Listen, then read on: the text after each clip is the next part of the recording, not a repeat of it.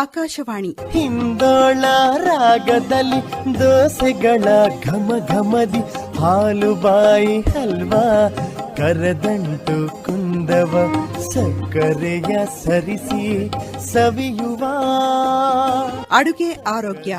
ಅಡುಗೆ ಮಾಡುವ ವಿಧಾನ ಕುರಿತ ಕಾರ್ಯಕ್ರಮ ಮಾಹಿತಿ ನೀಡುತ್ತಾರೆ ಸೌಮ್ಯ ಅಶ್ವಥ್. ದೇವಿಯನ್ನು ಬದಿಗಿರಿಸಿ ಅಂಬೋಡೆಗಳ ಚಪ್ಪರಿಸಿ ಉರಿ ಉದರವ ಮರೆತು ಮೆಣಸು ಬಜ್ಜಿಯ ಮೆಲ್ಲುವ ಸಗ್ಗದಲ್ಲಿ ರುಚಿಯೊಂದೇ ಅಮೃತ. ಆತ್ಮೀಯ ಶ್ರೋತೃಗಳಿಗೆ ನಮಸ್ಕಾರ. ನಾನು ನಿಮ್ಮ ಸೌಮ್ಯ ಅಶ್ವಥ್. ಇವತ್ತಿನ ಅಡುಗೆ ಆರೋಗ್ಯ ಕಾರ್ಯಕ್ರಮದಲ್ಲಿ ಇಂಗು ಮೆಣಸು ಅಥವಾ ಹಸಿ ಮೆಣಸಿನ ಉಪ್ಪಿನಕಾಯಿಯನ್ನ ಹೇಗ್ ಮಾಡೋದು ಅಂತ ತಿಳಿಸ್ಕೊಡ್ತೀನಿ. ಸಾಮಾನ್ಯವಾಗಿ ನಮ್ಗೆಲ್ಲ ಗೊತ್ತು, ಉತ್ತರ ಕರ್ನಾಟಕದಲ್ಲಿ ಊಟದೊಂದಿಗೆ ಒಂದೊಂದು ಹಸಿ ಮೆಣಸಿನಕಾಯಿನ ಹಾಗೆ ತಿಂತಾರೆ. ನಾವ್ ಅನ್ಕೊಂತೀವಿ, ಅಯ್ಯೋ ಹಸಿ ಮೆಣಸಿನಕಾಯಿ ತಿಂದ್ರೆ ಆರೋಗ್ಯಕ್ಕೆ ಅಷ್ಟು ಒಳ್ಳೇದಲ್ಲ, ಅದು ಅಸಿಡಿಟಿ ಅಂತ. ಆದ್ರೆ ಹಸಿ ಮೆಣಸಿನಕಾಯಿ ನಿಜವಾಗ್ಲೂ ಆರೋಗ್ಯಕ್ಕೆ ಬಹಳನೇ ಪೂರಕವಾದದ್ದು. ಇದರಲ್ಲಿ ವಿಟಮಿನ್ ಇ ಹೆಚ್ಚಾಗಿರೋದ್ರಿಂದ ತ್ವಚೆಯ ಆರೋಗ್ಯ ಹೆಚ್ಚಾಗಿ ಕಾಂತಿ ಹೆಚ್ಚಾಗುವಂತಹ ಸಾಧ್ಯತೆ ಇದೆ.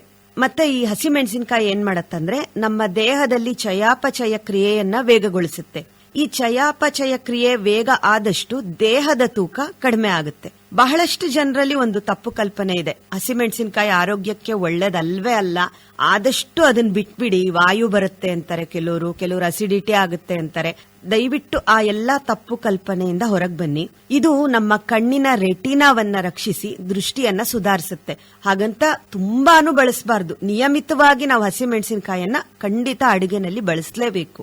ಮತ್ತೆ ಹಸಿ ಮೆಣಸಿನಕಾಯಲ್ಲಿ ನೈಸರ್ಗಿಕ ಸಿಲಿಕಾನ್ ಇರುತ್ತೆ.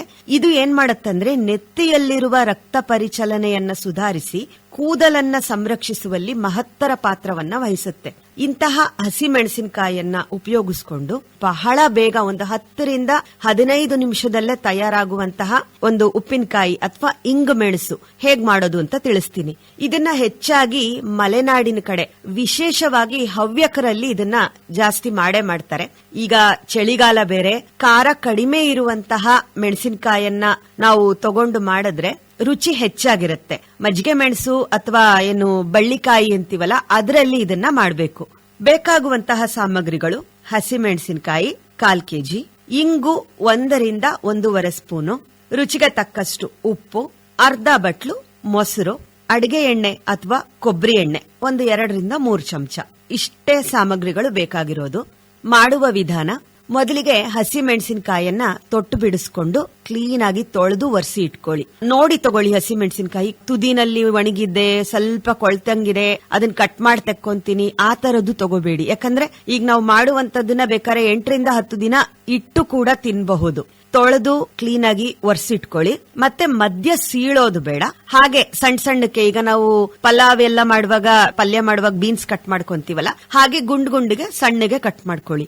ಯಾಕೆ ಈ ರೀತಿ ಮಾಡ್ಕೋಬೇಕು ಅಂತಂದ್ರೆ, ನಾವು ಇಡೀ ಮೆಣಸಿನಕಾಯಿ ಹಾಕಿದ್ರೆ ಅಥವಾ ಸ್ವಲ್ಪ ಸೀಳ್ದಂಗ್ ಮಾಡಿ ಹಾಕಿದ್ರೆ ಏನಾಗುತ್ತೆ ಅಂದ್ರೆ, ಉರಿಯುವಾಗ ಕೆಲವು ಸಲ ಸಿಡಿದ್ ಬಿಡುತ್ತೆ. ಈ ರೀತಿ ಸಣ್ಣಗೆ ಹೆಚ್ಕೊಳ್ಳೋದ್ರಿಂದ ಅದು ಸಿಡಿಯೋದಿಲ್ಲ ಹಸಿ ಮೆಣಸಿನಕಾಯಿ. ಮತ್ತೆ ಚೆನ್ನಾಗಿ ನಾವು ಹಾಕುವಂತಹ ಉಪ್ಪು, ಇಂಗು, ಮೊಸರು ಅದನ್ನೆಲ್ಲ ಕ್ಲೀನ್ ಆಗಿ ಹೀರ್ಕೊಳ್ಳುತ್ತೆ.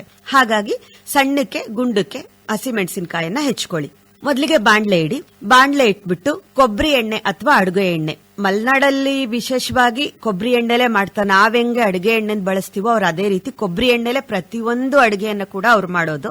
ನಮ್ಮಲ್ಲಿ ಕೆಲವರಿಗೆ ಕೊಬ್ಬರಿ ಎಣ್ಣೆ ಟೇಸ್ಟ್ ಅಷ್ಟು ಇಷ್ಟ ಆಗೋದಿಲ್ಲ. ಹಾಗಾಗಿ ನಾವು ಮಾಮೂಲಿ ಕಡಲೆಕಾಯಿ ಎಣ್ಣೆ, ಸೂರ್ಯಕಾಂತಿ ಎಣ್ಣೆ, ನಾವೇನ್ ಅಡುಗೆಗೆ ಬಳಸ್ತೀವೋ ಅದೇ ಎಣ್ಣೆನ್ ಬೇಕಾದ್ರೆ ಹಾಕೋಬಹುದು. ಇಲ್ಲ ವಿಶೇಷವಾದ ರುಚಿನೇ ಇರ್ಲಿ, ನಾವೊಂದ್ಸಲ ಟ್ರೈ ಮಾಡೋಣ ಅನ್ನೋಂತವ್ರು ಕೊಬ್ಬರಿ ಎಣ್ಣೆನ ಹಾಕೊಳ್ಳಿ. 2 ರಿಂದ 3 ಚಮಚ ಒಳ್ಳೆಯ ಕೊಬ್ಬರಿ ಎಣ್ಣೆಯನ್ನ ಹಾಕೊಳ್ಳಿ. ಕಾದ ನಂತರ ಅದಕ್ಕೆ ಹಸಿ ಮೆಣಸಿನಕಾಯನ್ನ ಹಾಕಿ ಚೆನ್ನಾಗಿ ಹುರಿರಿ. 5 ರಿಂದ 6 ನಿಮಿಷ ಚೆನ್ನಾಗಿ ಹುರಿರಿ. ನಂತರ ಅದಕ್ಕೆ ಇಂಗು ಮತ್ತೆ ಉಪ್ಪನ್ನ ಮಿಕ್ಸ್ ಮಾಡಿನೂ ಉರಿಬೇಕು. ಹೆಂಗೆ ಅಂದ್ರೆ ಕ್ಲೀನ್ ಆಗಿ ಆ ಉಪ್ಪು ಎಲ್ಲ ಪ್ರತಿಯೊಂದು ಹೋಳಿಗೂ ಕೂಡ ಅಂಟ್ಕೋಬೇಕು. ಆ ರೀತಿ ಆದಷ್ಟು ಸಿಮ್ಮಲ್ಲೇ ಮಾಡಿ. ಈ ಹೆಸರೇ ಇಂಗು ಮೆಣಸಾಗಿರೋದ್ರಿಂದ ಇಂಗನ್ನ ಒಂದು ಅರ್ಧ ಚಮಚದಷ್ಟು ತಗೊಂತಿದ್ದೀನಿ. ಅರ್ಧ ಚಮಚ ಹೆಚ್ಚಿಗೆನೆ ತಗೊಂಡಿದ್ದೀನಿ. ನಂತರ ಏನ್ ಮಾಡಿ, ಅದಕ್ಕೆ ಒಂದು ಅರ್ಧ ಬಟ್ಟಲಷ್ಟು ಗಟ್ಟಿ ಮೊಸರು, ಹುಳಿ ಮೊಸರು ಸಿಹಿ ಮೊಸರು ಅಂತೇನಿಲ್ಲ, ಒಟ್ಟು ಒಂದು ಅರ್ಧ ಬಟ್ಲು ಅಥವಾ ಒಂಚೂರು ಜಾಸ್ತಿ, ನಿಮಗೆ ಅದು ಹದ ಗೊತ್ತಾಗೋ ರೀತಿ ನೋಡ್ಕೊಂಡು ಹಾಕೊಳ್ಳಿ. ಹಾಕಿದ ನಂತರವೂ ಕೂಡ ಒಂದು 4-5 ನಿಮಿಷ ತಳ ಹಿಡಿದೇ ಇರೋ ಹಾಗೆ ಹುರಿಬೇಕು. ಈಗ ಇನ್ಸ್ಟಂಟ್ ಮಾಡ್ಕೊಳ್ಳೋರು ಏನ್ ಮಾಡ್ಬೋದು ಅಂದ್ರೆ ಹಸಿಮೆಣಸಿನಕಾಯಿ, ಉಪ್ಪು, ಇಂಗು ಅವು 3 ಚೆನ್ನಾಗಿ ಹುರಿದ ನಂತರ ಡೈರೆಕ್ಟ್ ಮೊಸರಿಗೆ ಹಾಕಿ ಹಾಗೆ ಸರ್ವ್ ಮಾಡ್ಕೊಂಡು ತಿನ್ಬೋದು. ಅದು ಇನ್ಸ್ಟಂಟ್. ನಾವು ಒಂದ್ 5-6 ದಿನ ಇಟ್ಕೊಂಡು ತಿಂತೀವಿ ಅನ್ನೋಂಥವ್ರು ಮೊಸರನ್ನ ಹಾಕಿದ ನಂತರ ಕೂಡ ಒಂದು 4-5 ನಿಮಿಷ ಹುರಿದ್ರೆ ಕ್ಲೀನ್ ಆಗಿ ಅದು ಹುಳಿ ಕೂಡ ಅಂಟ್ಕೊಂಡಿರುತ್ತೆ. ಖಾರ ಅಂತ ಅನ್ಸೋದೇ ಇಲ್ಲ. ಸ್ಪೈಸಿ ಇಷ್ಟಪಡ್ತೀವಿ ಚಳಿಗಾಲದಲ್ಲಿ. ನಿಜವಾಗ್ಲೂ ಮಕ್ಕಳಿಗೂ ಕೂಡ ರುಚಿ ಇಷ್ಟ ಆಗುವಂತಹ ಒಂದು ಇಂಗು ಮೆಣಸು ಅಥವಾ ಹಸಿ ಮೆಣಸಿನಕಾಯಿಯ ಉಪ್ಪಿನಕಾಯಿ ಇದು. ಮಾಡ್ ನೋಡಿ ಹೇಗಿತ್ತು ಅನ್ನೋದನ್ನ ನನಗೆ air.bdvt@gmail.com ಗೆ ಮೇಲ್ ಮಾಡಿ ನಿಮ್ಮ ಅಭಿಪ್ರಾಯಗಳನ್ನ ತಿಳಿಸಿ. ಧಾರವಾಡದ ಪೇಡ, ನೀ ದೋಸೆ ಕರಾವಳಿ, ನೀ ನಿಪ್ಪಟ್ಟು ಪಿಟ್ಟು, ಮಾಮ ಮಲೆನಾಡ ಪತ್ರೊಡೆ. ಇದುವರೆಗೂ ಅಡುಗೆ ಆರೋಗ್ಯ, ಅಡುಗೆ ಮಾಡುವ ವಿಧಾನ ಕುರಿತ ಕಾರ್ಯಕ್ರಮ ಕೇಳಿದ್ರಿ.